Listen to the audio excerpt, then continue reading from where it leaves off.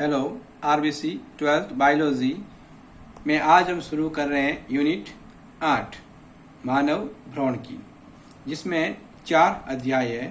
पहला 31वां युग्मक जनन, अध्याय 32वां मानव में निषेचन, अध्याय 33 मानव में भ्रूणीय परिवर्तन और अध्याय 34 मानव में आर्तव चक्र। बोर्ड के अनुसार इनके अंक बार 5 है, मतलब इन चारों पाठों में से कुल 5 नंबर के प्रश्न पूछे जाएंगे। आज हम शुरू कर रहे हैं अध्याय 31 मानव में युग्मक जनन।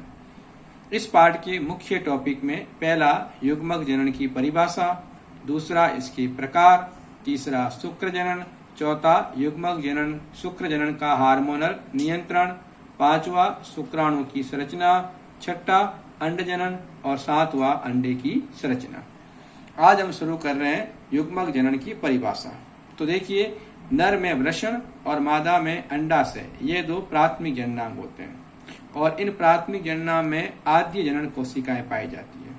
तो वृषण तथा अंडाशय की आद्य जनन कोशिकाओं से शुक्राणु तथा अंडाणु अर्थात युग्मक निर्माण की प्रक्रिया ही युग्मक जनन कहलाती है। वृषण में बनता शुक्राणु और अंडाशय में बनता अंडाणु। इस शुक्राणु अंडाणु को युग्मक भी कहते हैं। अब ये युग्मक जनन 2 प्रकार का होता है। पहला शुक्र जनन या नर युग्मक जनन और दूसरा अंड जनन या मादा युग्मक जनन। आज हम शुरू कर रहे हैं शुक्र जनन, इस पर मेटोजेनेसिस। सबसे पहले इसकी परिभाषा देखें तो वृषण की नर जनन या आद्य कोशिकाओं से शुक्राणु निर्माण की क्रिया ही शुक्र जनन कहलाती है। यह शुक्र जनन 2 प्रकार का होता है। पहला पूर्व जननी यानी होलोगोनिक और दूसरा अंतीय जनी यानी टीलोगोनिक। अच्छा, पूर्व जननी में क्या होता है? ध्यान रखिए, शुक्राणु का निर्माण एक बार में नहीं होता है, कई अवस्थाओं से होता है। तो अगर शुक्राणु जनन की जो अवस्थाएं हैं वो शुक्र नलिका के परिधीय भाग से शुरू होकर के केंद्रीय गुहा की ओर हो रही है, यानी शुक्राणु का निर्माण परिधीय भाग से केंद्रीय गुहा की ओर होता है, तो इस प्रकार का शुक्र जनन पूर्व जननी कहलाता है। जबकि अगर शुक्र जनन की विभिन्न अवस्थाएं हैं वो शुक्र नलिका के समीपस्थ भाग से शुरू होती है और विभिन्न अवस्थाओं से गुजरती हुई ये अंत में इसके दूरस्थ भाग पर पूर्ण होती है, तो ये अंतीय जैनिक शुक्र जनन कहलाता है।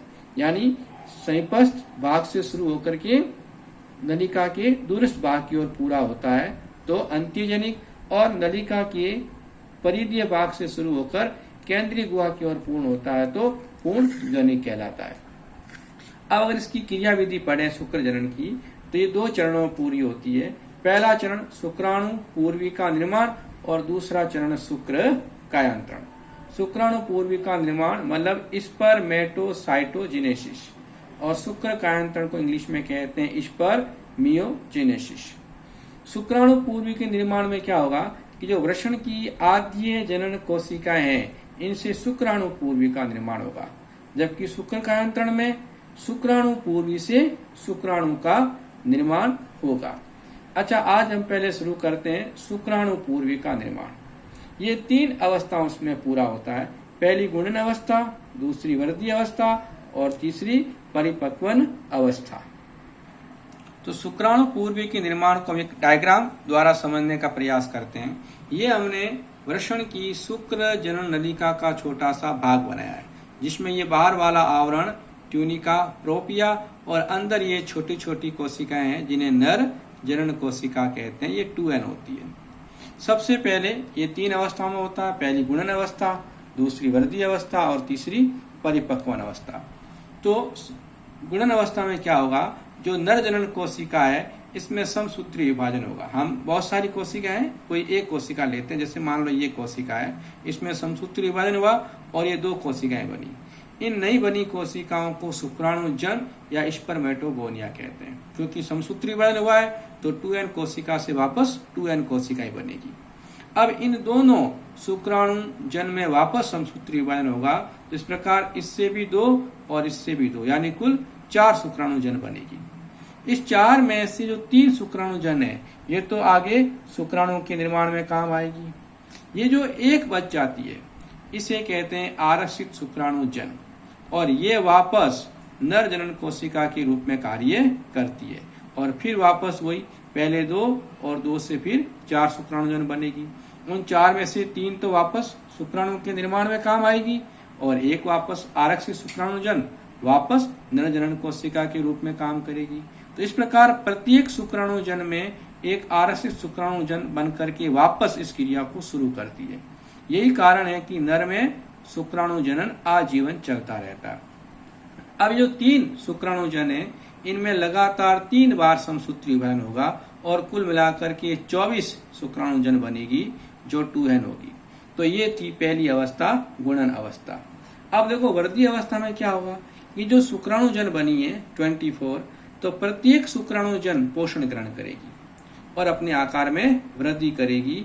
जब ये आकार में बड़ी हो जाएगी तो अब इसका नाम होगा प्राथमिक शुक्राणुजन, ये भी 2n होगी। ध्यान रखिए विभाजन नहीं हुआ है, यहाँ सिर्फ पोषण ग्रहण करके कोशिका अपने आकार में बढ़ी है। तो अगर ये भी 24 थी तो ये भी 24 ही रहेगी। अब ये जो प्राथमिक शुक्राणुजन है इनमें परिपक्वन अवस्था आएगी। इस अवस्था में अर्धसूत्री विभाजन होगा, और हमें जानते हैं अर्धसूत्री विभाजन 2 चरणों में होता है।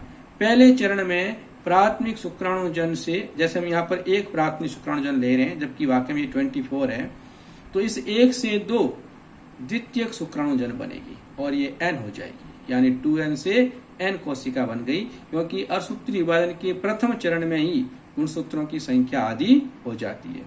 अब इन दोनों द्वितीयक शुक्र कोशिकाओं में अर्धसूत्री विभाजन का दूसरा चरण होगा, तो इससे भी 2 और इससे भी 2, इस प्रकार कुल 4 शुक्राणु पूर्वी बन जाती है, और ये भी n होगी क्योंकि ये द्वितीय चरण समसूत्री विभाजन के समान ही होता है। तो इस प्रकार ये परिपक्वन अवस्था पूरी हो गई। जिस प्रकार परिपक्वन अवस्था में एक प्राथमिक शुक्र जनन कोशिका से 4 शुक्राणु पूर्वी बने। अब इसका दूसरा चरण शुरू हो जाएगा, शुक्र कायांतरण, या जिसमें इन शुक्राणु पूर्वी से शुक्राणु बनेंगे। याद रखना 1 से 1 बनेगा, तो अगर ये 4 शुक्राणु पूर्वी थे तो 4 ही शुक्राणु बनेंगे। तो कई बार प्रश्न आता है यदि प्राथमिक शुक्र जनन कोशिकाएं 10 है तो शुक्राणु कितने बनेंगे। तो इस डायग्राम में साफ साफ दिख रहा है 1 से 4 शुक्राणु बन रहे हैं, तो अगर ये 10 होगी तो 40 शुक्राणु बनेंगे। ऐसे इसकी संख्या बदल बदल करके इनकी संख्या पूछ ली जाती है। तो इस प्रकार हमने पहला चरण शुक्राणु पूर्वी का निर्माण पढ़ लिया। अब दूसरा चरण शुरू कर रहे हैं, शुक्र कायांतरण, और इसको इस पर मियोजिनेसिस या कई बार इस पर मेटिलियोसिस भी कहते हैं। इसमें जो गोलाकार शुक्राणु पूर्वी यहाँ बना था, ये गोल होता है, अगतिशील होता है, इसमें निषेचन की क्षमता नहीं होती है। इससे गतिशील पूंछयुक्त शुक्राणु का निर्माण होगा। इस क्रिया को शुक्र कायांतरण कहेंगे। इसमें शीर्ष भाग भी होगा, गिरवा भी होगा, मध्य भी होगा और पूंछ भाग भी होगा। तो सबसे पहले देखो इसमें क्या क्या चेंज होता है। तो जो केंद्रक है उस केंद्रक में से जो अतिरिक्त आरएनए बाहर निकल जाएगा, केंद्रिका बाहर निकल जाएगी, अतिरिक्त जल बाहर निकल जाएगा। ऐसा होने से केंद्रक का आकार छोटा हो जाएगा और अब ये केंद्रक पहले से हल्का हो जाएगा। अच्छा, और देखिए जो शुक्राणु पूर्वी है इसमें गोल्जी काय पाई जाती है जो रिक्तिकाओं में टूटी हुई होती है।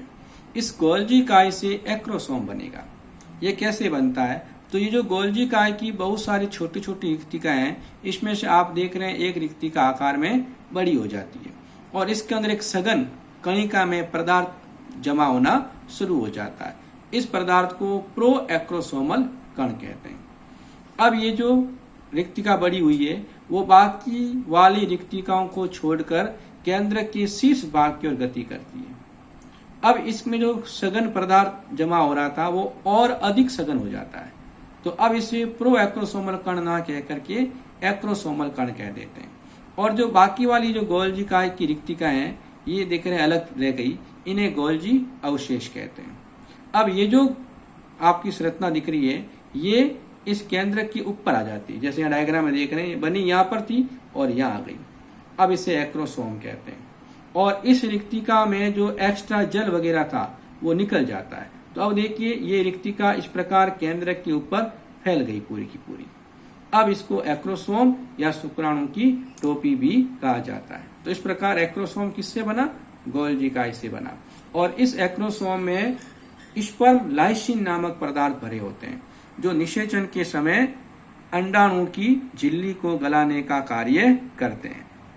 देखिए शुक्र कायांतरण को एक डायग्राम द्वारा और समझने की कोशिश करते हैं। ये शुक्राणु पूर्वी है जिसमें सबसे बाहर की ओर इसकी कोशिका झिल्ली है, ये अंदर कोशिका द्रव्य भरा है जिसमें ये केंद्रक दिख रहा है अपन को, ये गोल्जी काय, और ये जो आपको दिख रही है वो माइटोकॉन्ड्रिया और ये तारक केंद्र है।